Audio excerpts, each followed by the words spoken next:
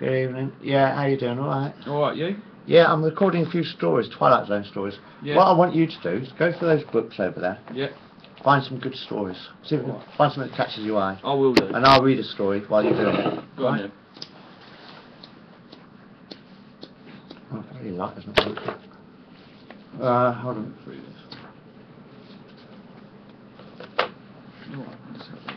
Right, these are Twisted Tales from the Twilight Zone still. Oh dear, what am I doing? Here I am. This is the one I'm doing. There's a joint in these things. No. This is a story. It's called The Golden Thimble. Regency Manor is a large Victorian townhouse in Grosvenor Square, London, England. The year is 1896. It is Christmas Eve, and Mrs. Blackstone is busy in the kitchen stuffing a big, fat, plucked pink turkey. Lord Norman Fitzgerald sits in his huge red leather armchair in the lounge, reading today's edition of the Times.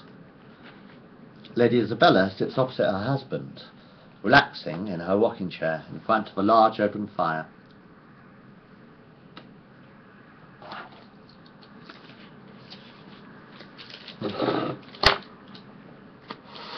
Oh, that's right now.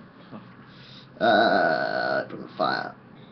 Embers of glowing black and red coal spit and fizzle as they burn.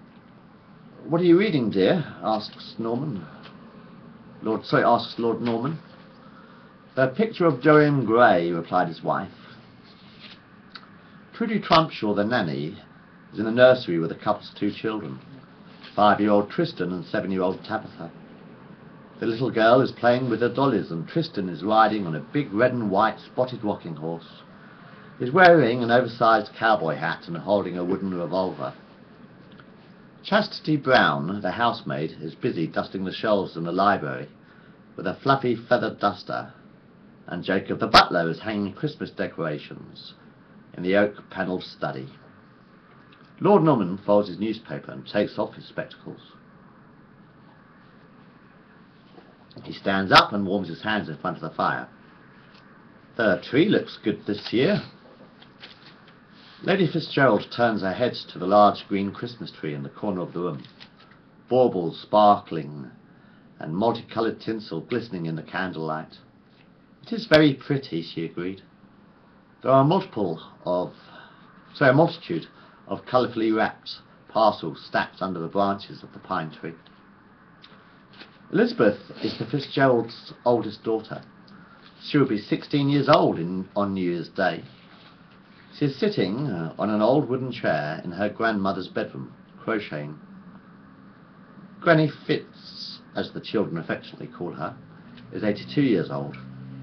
The old grey-haired lady is sitting up in bed, knitting a winter scarf for Tristan. "Would you like your shawl, Granny?" asks Elizabeth. "It is rather cold tonight, and you really don't want to catch a chill." The old lady wraps the soft pink shawl around her shoulders. "Thank you, dear," she sighs in a slow, hollow whisper. "It's very thoughtful of you." Click, click, click go Granny's knitting needles. Elizabeth winces in pain. She sucks her left forefinger. "Oh, blast it," she sighed. "I've stabbed myself with a needle." Granny Fitzgerald lowered her spectacles. "Let me look at your finger," she smiled. The girl held out her left hand. "Oh, it's only a scratch," laughed the old woman. "Can I borrow your thimble?" asked Elizabeth. The old lady grabbed hold of her sewing basket and clutched it tightly to her bony chest. "I don't have a thimble," frowned Granny. She looked very frightened. "Why are you trembling?" asked Elizabeth. The old woman gazed up at the ceiling. "I'm still a bit cold," she explained. The teenage girl folded his arms across her chest. "Of course you have a thimble, Granny, the gold one in your sewing basket." Granny Fitzgerald glared at her granddaughter. "Now, you listen to me very carefully, Lizzie," she warned. "You are never," she paused, "and I mean never, to use the golden thimble. Not under any circumstances whatsoever. Do you understand me?" Elizabeth nodded. "But why not?" she asked. Granny Fitzgerald put on her spectacles.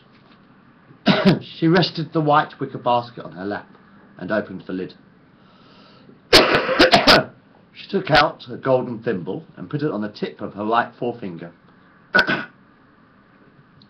This thimble is cursed, the old woman coughed. Whoever wears the golden thimble will come to know the true reality of existence. But you are wearing it now, laughed Elizabeth. It really can't be that dangerous, can it? Granny Fitzgerald put the golden thimble back into the sewing basket. You just do not understand, my child, she frowned, and pray to God that you never will.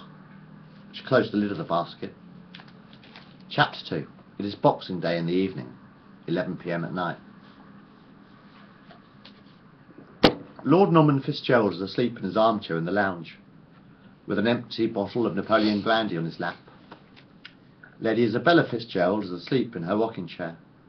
A white Persian cat sits on her lap, purring contentedly to itself. Mrs. Blackstone, the cook, is busy in the kitchen mopping the black and white tiled floor, and Chastity Brown, the housemaid, is washing the dishes in a bowl of soapy water. Trudy Trumpshaw is reading Tristan and Tabitha a bedtime story. She has just finished tucking the children up in bed. The time is midnight. Elizabeth Fitzgerald unlocks the door of her grandmother's bedroom with an old brass key. The door squeaks as it opens. Granny Fitz is sound asleep in her bed, snoring loudly. The smell of mothballs hangs heavy in the damp night air. The young woman tiptoes towards the old oak mantelpiece, bathed in cool blue moonlight. She opens her grandmother's sewing box and takes out the gleaming golden thimble. "Sorry, Granny," she whispers. "I'm only borrowing it." Elizabeth pulls the door closed behind her and runs down the staircase. Elizabeth Fitzgerald stands at the bottom of the stairs. She puts the golden thimble on her right forefinger. Jacob Pillington, the butler, walks up the hall towards the young lady. "Will you be retiring to bed shortly, madam?" he asked politely. He opened a silver pocket watch. "It is after midnight." Elizabeth shook her head. "Actually, Jacob," smiled the young woman, "it is such a beautiful moon tonight." She took her mink fur coat off the hat stand. "I think that I will take a walk." "I don't recommend that," frowned the butler. "The police have still not apprehended Jack the Ripper yet. The streets are not safe for a young lady of your breeding." "I'll be fine," smiled Elizabeth. "I just need a little fresh air." She rested her hand on Jacob's shoulder. "I won't be very long," she assured him. "As you wish, ma'am," frowned the old man, opening the front door.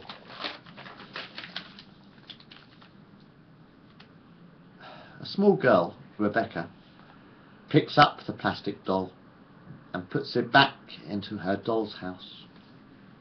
The end. I had real trouble finding these books tonight. You know? No, seriously, I thought I had them with my songbook, which is sort of like about 500 books in the other room, like they're all on video and stuff.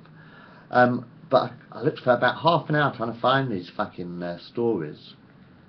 I looked in all my cupboards. I searched every deck of the table, under the chairs, in the closets, in the fucking chest. I thought, I was going mad.